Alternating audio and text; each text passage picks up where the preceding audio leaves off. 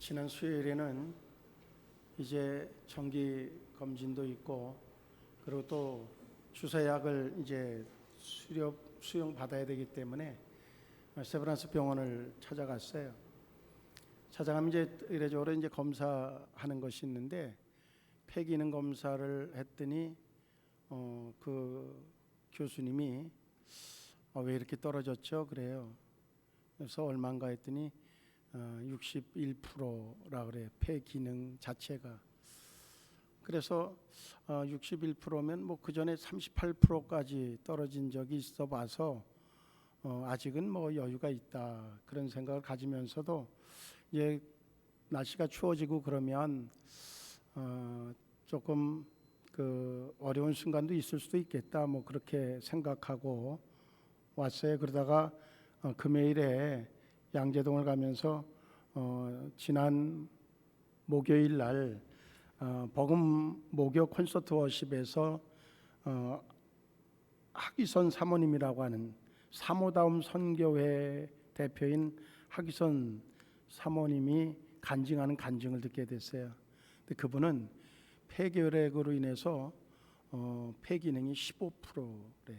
그러니까 뭐 수시로 중환자실을 뭐 한 달이면 며칠은 그렇게 입원해 있고, 뭐 그러면서도 하나님의 그러한 은혜를 고백하고, 그리고 전도하는 데 집중하고, 그러고서 어쨌든 사역을 열심히 하는, 뭔가 숨이 멈춰지는 순간까지 하나님의 영광을 드러내려고 아주 노력하는 그 간증을 이렇게 들으면서 그분에 비하면 아직은 내가 더 팔팔하다, 그런 생각을 하고, 사실은 내가 가장 힘든 사람인 것으로 여길 때에 그게 사실은 위기입니다. 돌아보면 더 힘든 가운데서도, 그 가운데서도 뭔가 자기에게 주어진 역할을 감당하려고, 그리고 또한 믿음의 사람들에게 있어서는 주님이 주신 그러한 이유를 발견하고, 그리고 자기에게 주어진 사명에 충실한 이들이 우리 주변엔 너무 많아요. 이것을 거꾸로 얘기하면 너무나 많은 것들을 가지고 있기 때문에 복이 복인지를 모르는 상황이 되어지면 불평하고 원망하고 탄식할 수밖에 없는 거다 하는 거죠. 그래서 한 해를 이렇게 돌아보면서도 역시 우리에게는 그렇게 많은 것들이 주어져서 넉넉하다고 하는 생각보다는 부족함을 이야기하는 상황들도 우리는 맞이할 수 있을 겁니다. 그런데 중요한 것은 그래도 여기까지 인도함을 받았다고 하면 분명한 것은 없는 것보다는 있는 것이 있기 때문이 아니겠는가 하는 겁니다. 이제 우리는 있는 것에 관심을 갖자고 하는 거죠. 그러면 있는 것 갖고서는 어떻게 할 것이냐라고 하는 것이 우리에게 어떤 삶의 목적이 되어야 되지 않을까 하는 겁니다. 누군가가 그런 얘기를 해요. 2025년도를 예측하면서 좋을 것이다, 희망이 있다, 뭔가 소망차다, 이런 얘기를 하는 그러한 어떤 데이터를 가지고 얘기하는 사람은 많지 않다는 거죠. 거의 없다는 거죠. 뭐 힘들 거다, 어둡다, 뭐가 어떻다. 그래서 아주 상당히 사람들로 하여금 두려움에 쌓이게 만드는, 어찌 보면 두려움에 쌓이게 만드는 것이 정치의 하나의 방법일 수 있어요. 자기들의 입지를 세워가기 위해서 뭔가 위기감을 자꾸 조성을 하고, 그래서 내가 필요해 라고 하는 이야기를 하고 싶은 이들이 우리 주변에 너무 많다는 거죠. 근데 그리스도인들조차도 역시 거기에 매몰되어지면 절대 믿음의 사람이 아닌 거죠. 우리가 믿는 것은 상황이 어떤 상황이 되어지든 상관없이 하나님이 나의 삶의 주관자고 주인이시고 나를 인도하시는 분은 하나님이라고 하는, 내가 계획은 세운다 할지라도 내 걸음을 인도하시는 분은 하나님이라고 하는 사실을 믿는 우리라고 하면, 우리는 내년에 기대감이 있어야 됩니다. 어떻게 하나님이 펼쳐가실까? 그게 궁금해서 그 기대감으로 뭔가 내년을 좀 빨리 맞고 싶은 그러한 자세가, 태도가 우리여야 되지 않겠느냐는 거죠.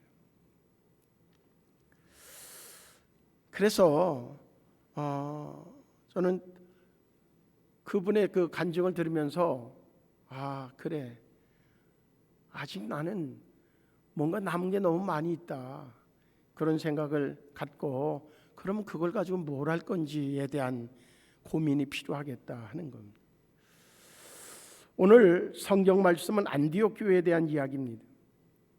안디옥 교회는 이제 예루살렘 교회가 스데반 집사의 그 순교 이후에 큰 박해를 받죠. 그래서 많은 성도들이 다 흩어져요. 근데 가는 곳마다 그들은 복음을 전하는 일에 아주 집중하죠. 이것이 바로 그리스도인이다라고 하는 생각을 저는 갖는 거죠. 핍박 가운데 순교한 이가 생겨지고 그러면 두려웠죠. 두려워서 흩어지기는 해요. 근데 흩어졌는데, 그런데 그들에게 남은 것이 있어요. 그건 뭐냐면 예수 그리스도의 복음의 능력이라고 하는 거죠. 그러니까 가는 곳마다 복음을 전하는 거예요. 그때에 그들은 그런 생각을 할 수 있습니다. 아니, 이 위기를 주시지 않고 우리가 더 모여서 더 찬송하고 기도하고, 그리고선 더 그 기적을 베풀고, 그래서 수많은 사람들이 더 많이 예수 그리스도를 믿는 자로 몰려든다고 하면 우리도 행복할 수 있고, 그리고 기쁘고 즐겁게 하나님 앞에 영광 돌릴 수 있을 터인데, 우리가 더 열심으로 주님을 섬김에도 불구하고 왜 이 핍박을 주셨을까? 그것을 자기의 관점으로 놓고 있는 이는 결국 원망과 불평으로 갈 것입니다. 그런데 그것이 아닌, 거기에도 하나님의 뜻이 있을 것이고 하나님의 계획이 있을 것으로 믿었던 사람들은 흩어졌는데 가는 곳마다 복음을 전하는 자들이 되어져서 어때요? 복음이 예루살렘 중심으로가 아니라 전체적으로 흩어지는 효과를 거두게 되어집니다. 우리는 이런 생각에서부터 출발하면 좋겠습니다. 내 생각과 하나님의 생각은 다르다는 것. 내 계획과 하나님의 계획은 다르다는 것. 내 계획에 이끌려서 그것을 이루어가니라고 아둥바둥하는 존재가 아니라, 하나님의 계획에 나를 맡기고 하나님의 인도하심에 나의 모든 삶에 영향력을 투자해서, 그래서 하나님의 계획을 성취하는 자, 그가 바로 저와 우리 생수 가족들이 되어야 될 줄로 믿습니다.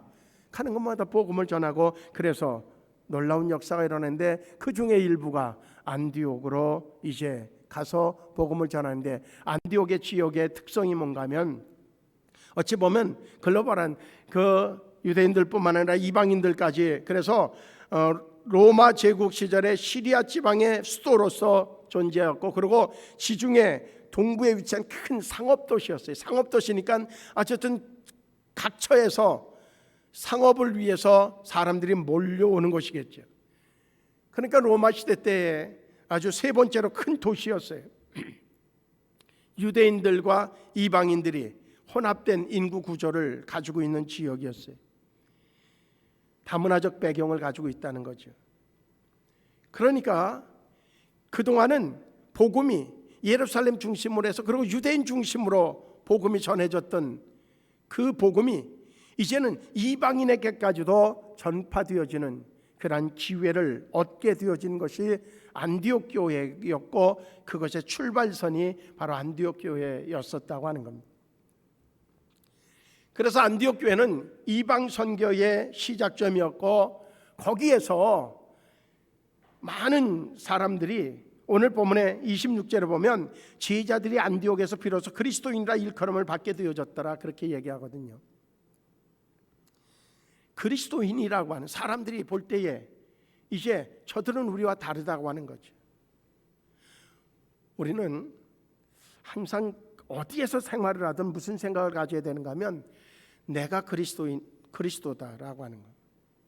작은 예수로서의 사명감, 내가 행하는 그 모습이 사람들은 나를 보는 것이 아니라 내 안에 있는 예수님을 보고 계시다는 거죠. 그래서 내가 어떻게 행동하느냐에 따라서 역시 예수 믿는 사람은 달라. 어떻게 행동하느냐에 따라서 아이고 저러니 예수 욕먹이지, 그렇게 평가되어진다고 하는 거죠. 그래서 우리는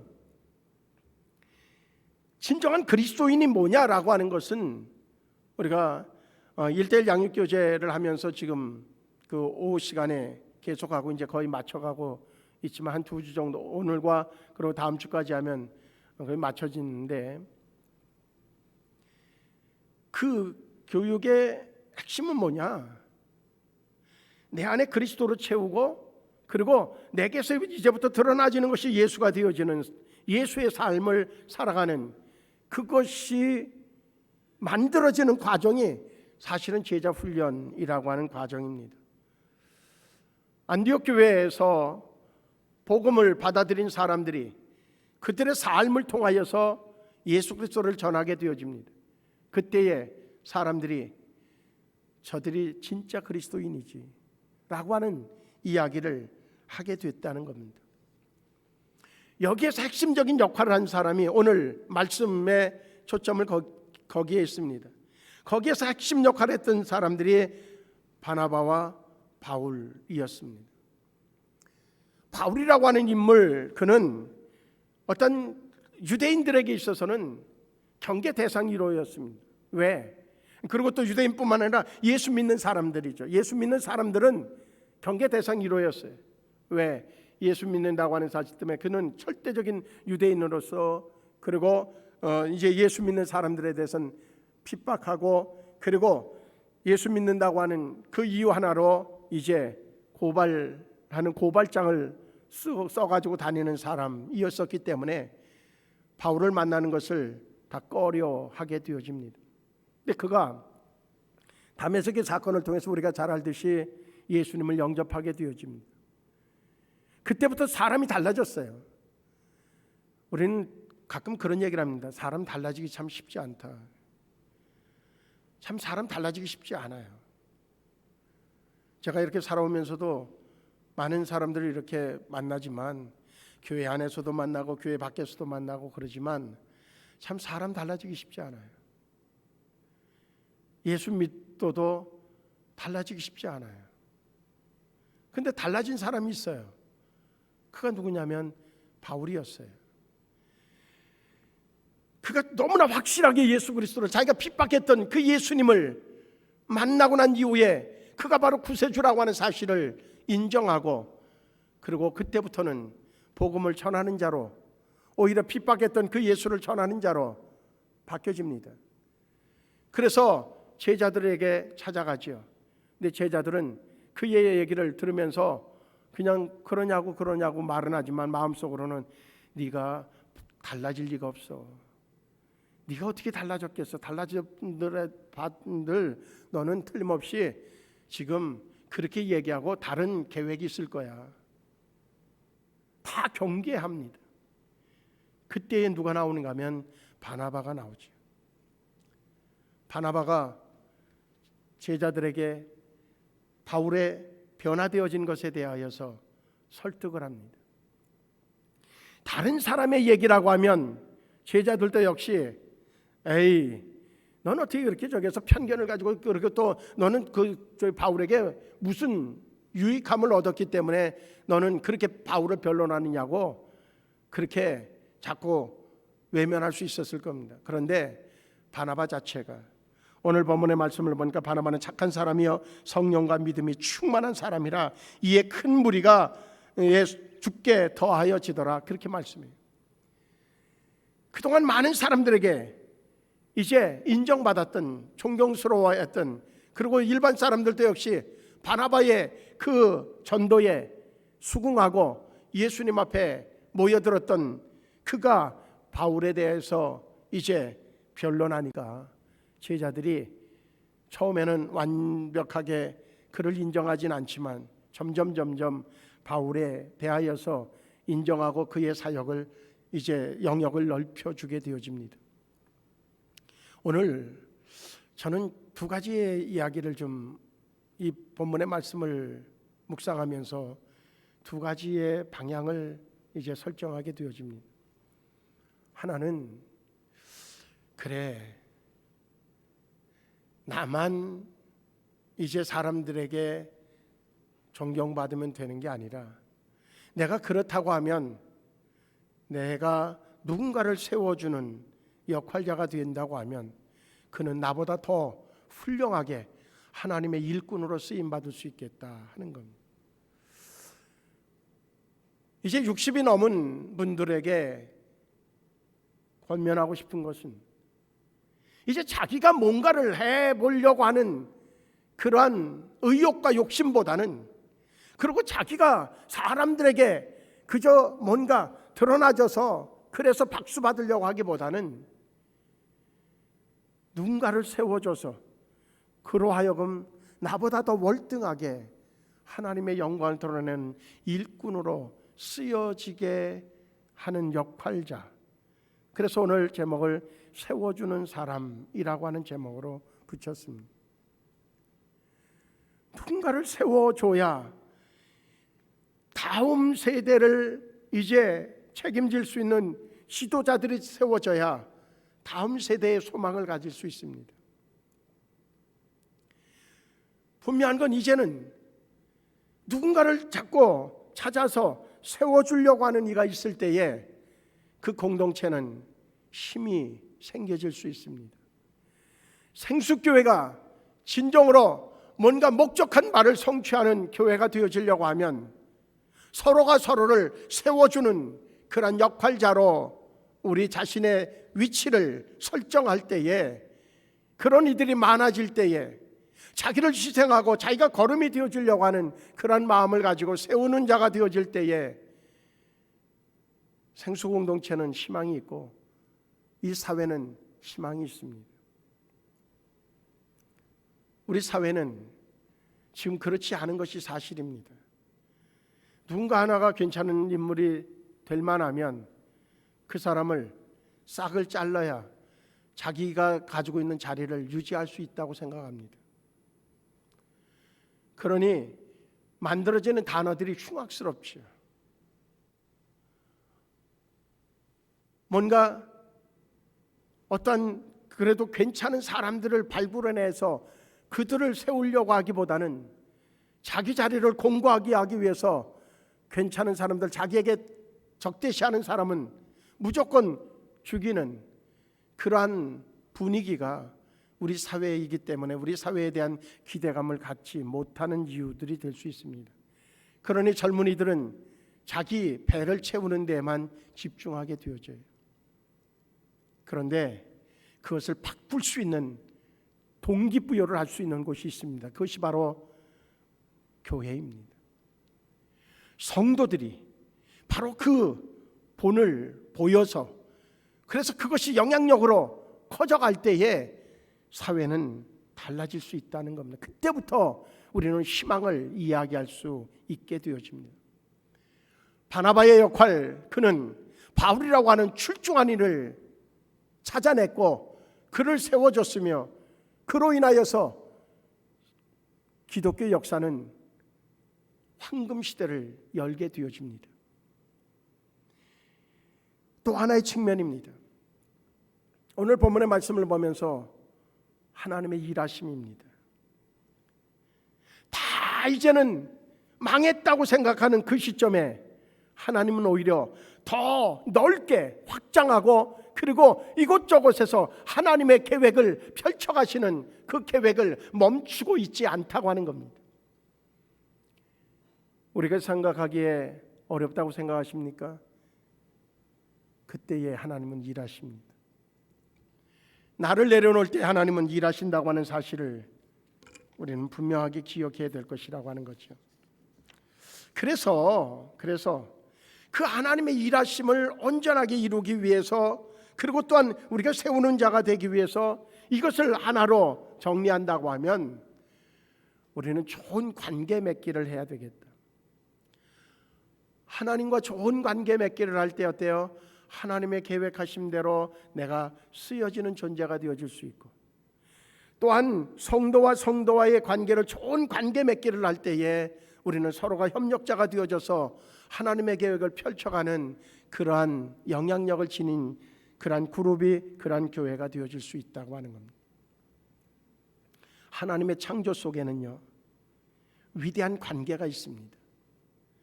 하나님은 모든 것들을 창조하시는데 그것이 서로 협력하여서 관계를 유지할 수 있도록, 그것이 뭐 어떤 그 생물학적으로 보면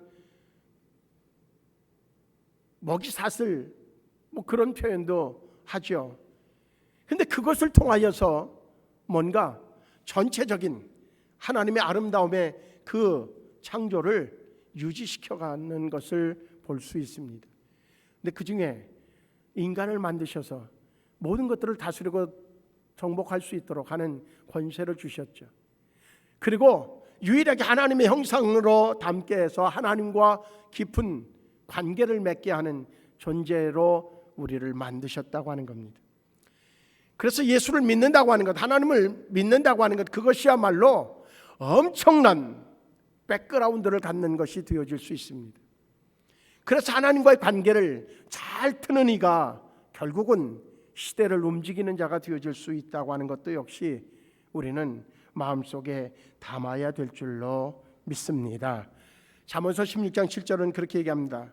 사람의 행위가 여호와를 기쁘시게 하면 그 사람의 원수라도 그와 더불어 화목하게 하시느니라. 그러면 하나님과의 바른 관계를 맺게 되면, 그러면 인간관계에 있어서 오히려 누군가가 정말로 그 원수처럼 여기는 사람이 있다 할지라도 그 사람조차도 하나님은 좋은 마음으로 관계 맺는 그런 관계를 형성하도록 만들어 주신다고 하는 겁니다.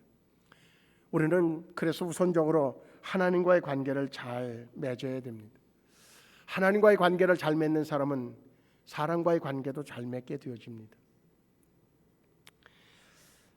제가 이제 25년도를 준비하고, 그리고 생수교회 미래에 대한 그림을 언젠가도 뭐 몇 차례 말씀드렸지만은 목회를 시작하면서 나름대로 가지고 있는 비전이 있었습니다. 그 비전은 정말로 지역사회에 필요한, 그리고 또한 교회와 또한 주의 일에 힘쓰는 이들의 든든한 뒷배가 되어줄 수 있는 교회, 그것이 가장 큰 비전이었습니다. 어제도 누군가와 차를 마시면서 그런 얘기를 했습니다. 참 목회를 지금까지 하면서 가장 아쉬움이 있다, 지금에 와서 가장 큰 물음이 있다. 그 물음이 뭔가 하면, 하나님, 내가 그렇게 기도하고 어쩌면 거기에 집중하려고 하는 마음이 조금 더 약해지지 않았음에도 불구하고 하나님께서 나에게 그렇게 감당할 수 있는 그러한 기회를 제공하지 않으신 이유가 있다고 하면 뭡니까? 라고 하는 물음이에요. 틀림없이 이유가 있을 터인데 그 이유를 지금이라도 찾아 나서서 찾는다고 하면 정말로 목회를 마무리하면서라도 그래도 그 무한한 기반을 만드는 교회로, 그와 함께 그 역할에 조금이라도 접근한 그런 목회로 마무리할 수 있다고 하면, 그것이 어떻게 찾아나가야 될까 하는 것에 깊은 고뇌를 하고 있죠. 그리고 묻고 있고, 그래서 그런 대화를 어제도 한 기억이 납니다. 이제 우리는 내가 드러나기보다는 나를 통해서 예수 그리스도가, 그리고 누군가를 세워주는 것을 통하여서 그가 주의 일에 힘쓸 수 있도록 돕는 자의 모습, 그것이 필요하겠다고 하는 겁니다. 사람과의 관계가 깨어졌다고 하면 이유는 하나님과의 관계가 온전하지 않을 때에 분명히 사람과의 관계도 깨어질 수밖에 없을 것이라고 하는 겁니다. 그래서 우리는 늘 하나님과 관계에서 초점을, 그리고 어떠한 이유를 발견하려고 하는 자세가 필요합니다. 그와 함께 내 위치에 대한 정확한 확인입니다. 내가 지금 누구여야 되고 누구이고, 그래서 지금 나는 그 위치에 있는가 하는 겁니다. 오늘 새벽에도 조금 그런 말씀 드렸습니다마는 히브리서 13장 마지막 장을 하면서 17절의 말씀을 가지고 그런 말씀을 드렸습니다마는, 자기가 누구인지를 찾지 못하면 그는 평생을 허비하는 삶을 사는 것이 분명합니다. 살아가면서 순간순간마다 나의 위치가 어느 곳이냐, 어디냐라고 하는 것을 잊어버리면 내비게이션을 틀어야 될 것입니다. 말씀의 내비게이션, 영적인 내비게이션을 틀고 자기 위치를 다시 확인하고 길을 찾아 나서는 작업이 필요할 것이라고 하는 겁니다. 자기의 위치를 잊어버린 이들이 수없이 헤매었던 장면들이 믿음의 조상들을 통해서 볼 수 있습니다. 아브라함도 자기의 길을 헤맬 때가 있었습니다. 야곱도 역시 자기의 길을, 자기의 위치가 어디인지를 잊어버렸을 때에 그는 수많은 시간들을 이제 그 길을 찾아 나서도록 하는 하나님의 시련 속으로 이끌림 받을 수밖에 없었습니다. 다윗도 역시 마찬가지였습니다. 근데 그들 모두는 자기의 길을, 자기의 위치를 다시 찾았고, 찾았을 때 하나님이 그들에게 다시 쓰여질 수 있는 능력을 부여했다고 하는 겁니다. 우리는 그런 물음을 물어야 됩니다. 나는 나의 위치에 맞는, 나의 자리에 맞는 일에 충실하고 있는가? 교회에서의 직분도 마찬가지일 것입니다. 여기 모인 우리 모두는 생수교회라고 하는 주님의 몸을 위하여서 부름받은 사람들입니다. 생수교회라고 하는 이 그리스도의 몸, 이것이 건강해지고 그리고 더 역할을 온전하게 할 수 있는 일에 내가 지금 충실하고 있는가? 그 부분에 대한 물음이 우리에게는 정말로 필요한 물음이 되겠다 하는 생각을 갖게 됩니다. 그 위치를 알고 그 위치에 충실할 때에 우리는 다음의 기회를 얻을 수 있다고 하는 거죠. 바나바는 자기의 역할에 충실했을 때에 바울이라고 하는 한 사람을 세우고, 그를 세운 것이 세계 역사 속에서 정말로 기독교의 역사를 꽃피울 수 있는 결정적인 역할이 되어졌습니다. 바나바의 이름은 몇 구절 나오지 않습니다. 그런데 그가 세운 바울의 이름은 온 성경을, 신약 성경을 뒤덮고 있습니다. 그리고 지금 다음 세대에도 역시 그의 이름은 온 세계를 지금 뒤덮고 있습니다. 그런데 바나바의 역할이 빠졌다고 하면 바울의 이름은 온데간데 없어졌을 것입니다. 물론 하나님이 하시기 때문에 누군가를 통해서 하시겠죠. 여기에 우리의 초점이 있습니다. 누군가를 위해서든 하나님은 하나님의 일을 하십니다.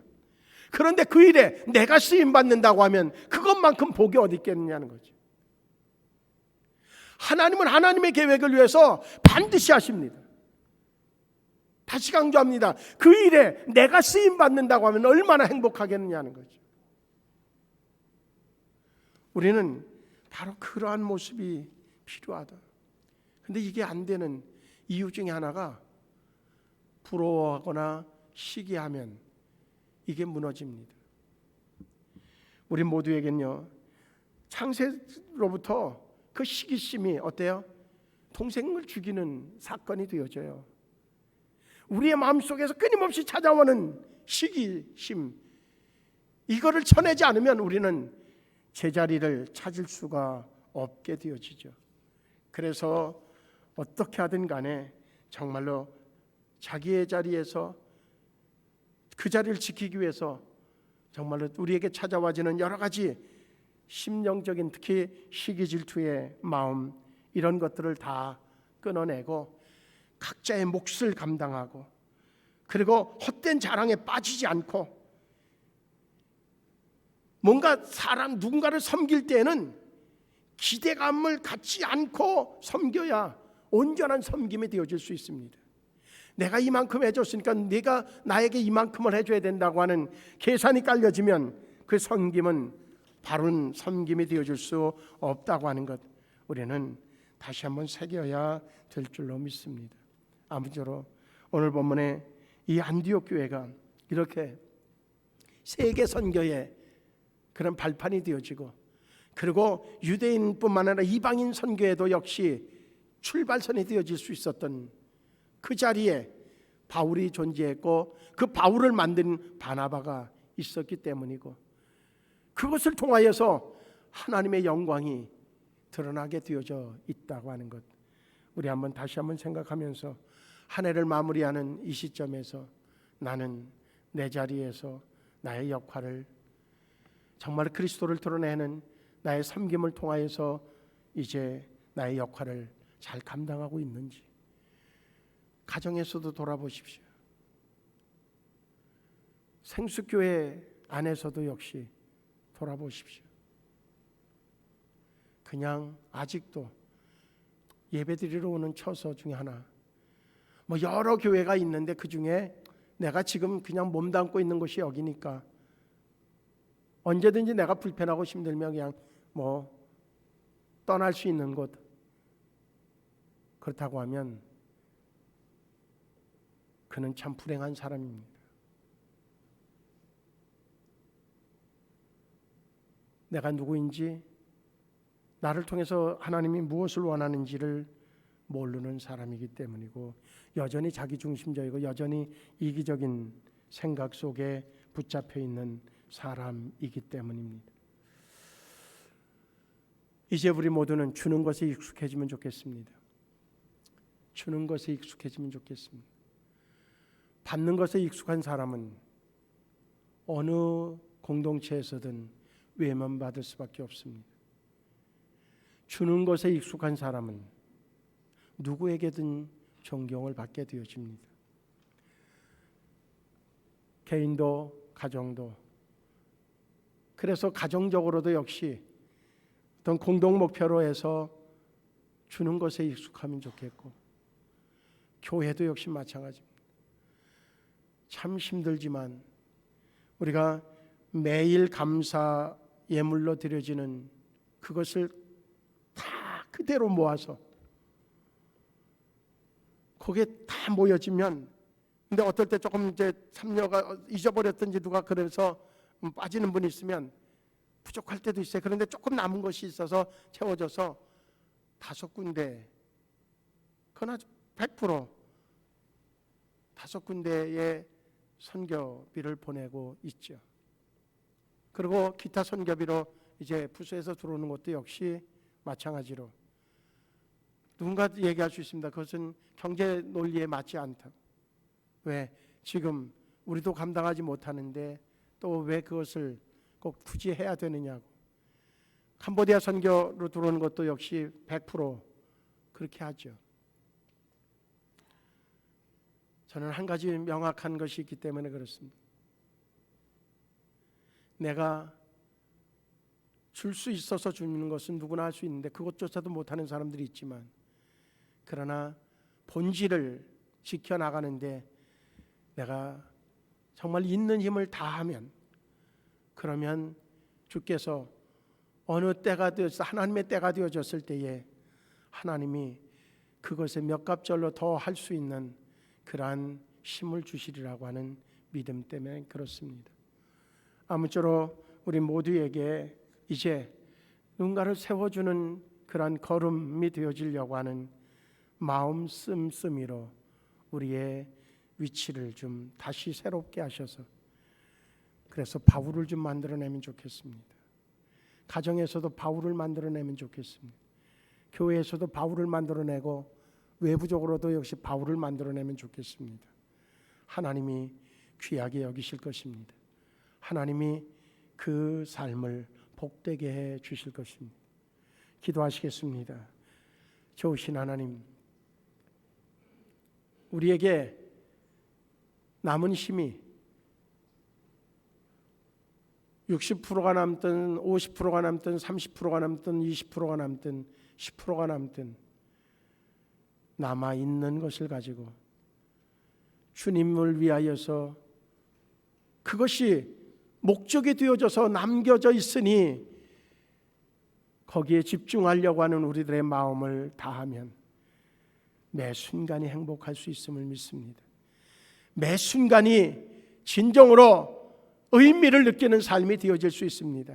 하나님, 우리 생수가족들 모두의 마음속에 매 순간 내가 해야 될 일과 내가 살아야 될 목적이 명확해질 수 있도록 인도하여 주시고 그것을 찾는 자들의 모임체가 생수교회가 되게 하여 주시어서 날마다 하나님의 영광이 드러날 수 있도록 축복하여 주시옵소서. 예수님의 이름으로 기도하옵나이다. 아멘.